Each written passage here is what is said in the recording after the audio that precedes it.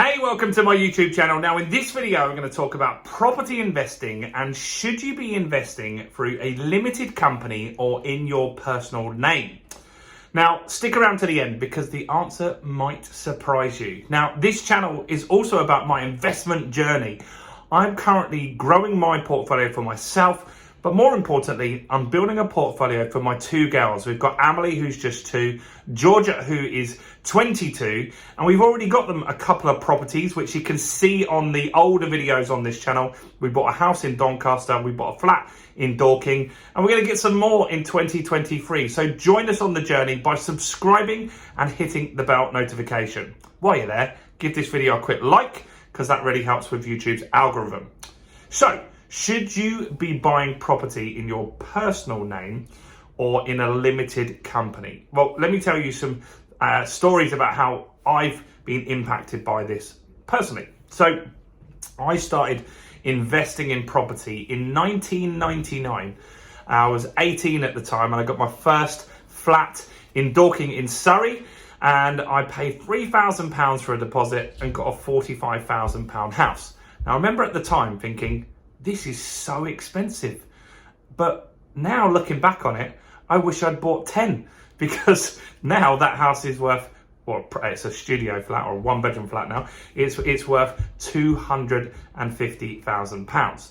That's now running as a buy-to-let property and generating me income. Now, here's the problem and why this is even a question these days.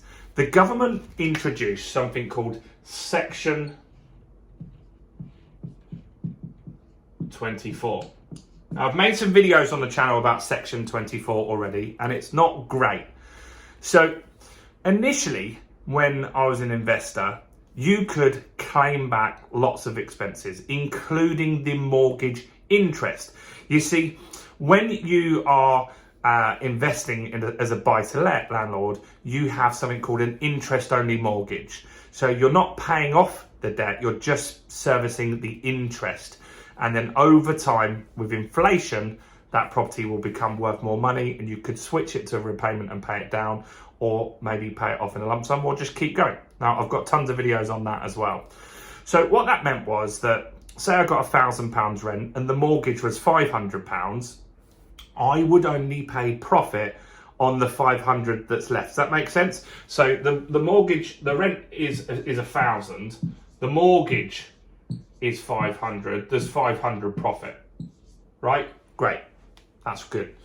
Problem is now is this new rule, Section 24, brought in by the government, means that I now have to pay tax on the gross amount up here.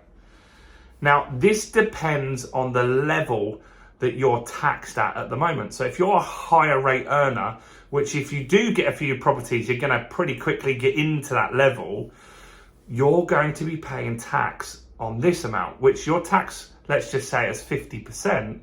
This scenario would mean that you're left with zero here, right? So this is if you have it in a personal name. Now, that's not great, is it? That's not great.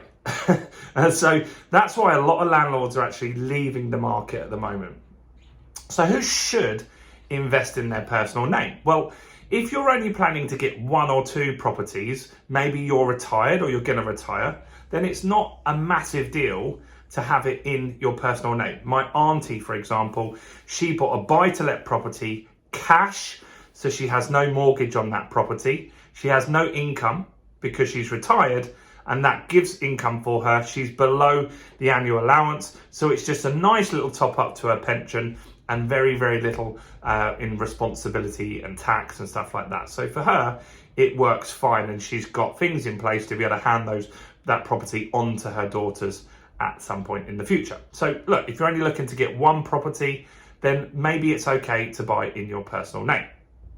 Now, if you want to buy in a limited company, things are very different. So if we put limited company here, and so let's just say we got this £1,000 rent here, and the mortgage is still 500, it would be slightly different. It's marginally more expensive to invest in a limited company, marginally. But now we've got this 500 quid profit, we only pay tax on the £500 profit, right? So that's way better. Way better. Now, we're paying 19% corporation tax at the moment. However, that's going to be changing to 25% soon. But there's another difference here. Now, with both these examples, if we've got some costs like maintenance and stuff like that, we can take those out. But also in a limited company, you can run a lot more expenses through that than you can in your personal name. So for example, if you need to go to the property to look at it, you can put petrol through, you can put your mobile phone bill, maybe you need a laptop to run your property business. You could put that through on finance in your limited company. All of these costs are a lot easier to put through a limited company than they are in the personal name. Now, this is where it becomes more important to someone like me and maybe someone like you. I have children. You might not have children, but you might want to have somebody inherit your assets in the future. And so if my children inherit my properties in my personal name, they're going to be paying a lot of inheritance tax. Which I think is around 50%. It's a lot of money. Now, that's not great, is it? And so that's not a financially good way for them to take the money.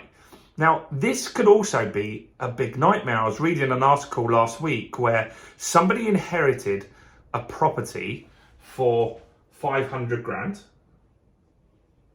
right? And I believe it was mortgage free. Now, they have to pay tax on that. Let's just say it's 50% for easy numbers. So in order to keep the house, not to sell it, just to keep the house, they had to pay the government around 250 grand in inheritance tax. Now, this was their family home that they were really desperate to keep in the family, but they don't have that kind of money. And that is a big problem for people that they don't realise. And so one way you can get round the inheritance tax stuff is, if you've got buy-to-lets, is to just finance them up. If you think, right, that's it, I've got not long left to live, you can put more debt on the property because they only pay tax on the profit. So if, for example, this had a 400 grand mortgage, they would only pay tax on the 100k. Because it was mortgage free in this example, they've got to pay tax on the full 500 grand. That's not a great scenario to be in. So if you were investing in a limited company, you're now a business. So you have shares. So what I set up is that my daughters can have shares. One of them is 22, so she's actually able to be a director of the company as well. So should I pass on, there will be some tax implications in there, but not as nearly as much as if we left as it was in my personal name. So that's a big consideration. Now, this has created some huge opportunities, this Section 24, because here's the problem, right? I've got properties in my personal name. I've got quite a lot of property in my personal name. It's not just a case of like moving it to a limited company. If I move it to a limited company is like a different legal entity, a different legal person. So in that scenario, I have to pay capital gains tax. I've got to pay solicitors. To buy it in the new company, I've got to pay stamp duty. It can cost me a fortune to be able to move that property across into that other company. That's not the scenario that we want to be in at all. And so a lot of landlords, because of this, imagine you're a landlord, you were making 500 quid profit and now you're suddenly breaking even on a property. A lot of landlords are just selling the properties and getting out of the property market. And that's opportunity, because if you then buy in a limited company, you're now buying the way that the government now want you to do it, and it's set up the right way going forward. So it's way easier for you to start making profit on there. So there are tons of landlords that have got all these properties under Section 24 rules that really are struggling in this market. And you can take that property on, buy it in a limited company, set it up the right way, and you can do very well, thank you, from that. And that is the opportunity for 23, 24, 25. Landlords that are distressed because of this Section 24, landlords that are distressed because of interest rates are going up and all of that stuff, come and buy it in a limited company. and then you can really do well going forward. If you've got any questions on this, do comment below. Do give me a quick like on the video. Check out all the other content on my channel, including this video right here. Bye for now.